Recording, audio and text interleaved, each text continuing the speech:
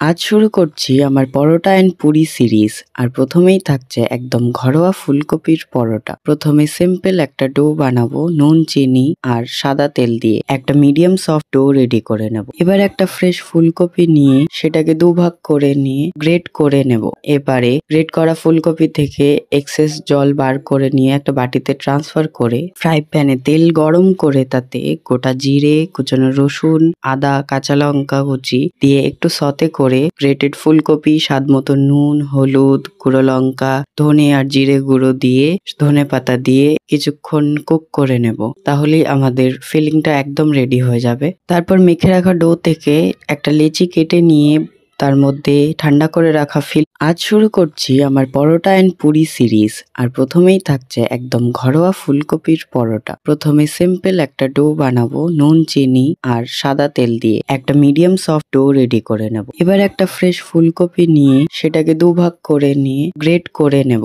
এবারে গ্রেট করা ফুলকপি থেকে এক্সেস জল বার করে নিয়ে একটা বাটিতে ট্রান্সফার করে ফ্রাই প্যানে তেল গরম করে তাতে গোটা জিরে, কুচানো রসুন, আদা, কাঁচা লঙ্কা কুচি দিয়ে একটু সতে করে গ্রেটেড ফুলকপি, স্বাদ মতো নুন, হলুদ, গুঁড়ো লঙ্কা, ধনে আর জিরে গুঁড়ো দিয়ে ধনে পাতা দিয়ে কিছুক্ষণ কুক করে নেব। তাহলেই আমাদের ফিলিংটা একদম রেডি হয়ে যাবে। তারপর মেখে রাখা ডো থেকে একটা লেচি কেটে নিয়ে তার মধ্যে ঠান্ডা করে রাখা ফিলিং দিয়ে মুখটা আটকে নিয়ে ভালো করে একটু ময়দা ডাস্ট করে বেলে নেব। এরপরে তাওয়াতে দু পিঠ ভালো করে সেঁকে নিয়ে সাদা তেল দিয়ে বা ঘি দিয়ে দুদিক ভালো করে খাস্তা হওয়া পর্যন্ত ভেজে নিলেই আমাদের উইন্টার স্পেশাল কমফর্ট রেসিপি ফুলকপির পরোটা একদম রেডি। সাথে একটু সাদা মাখন আর দই, ব্যাস, তাহলে আর কিচ্ছু লাগবে না।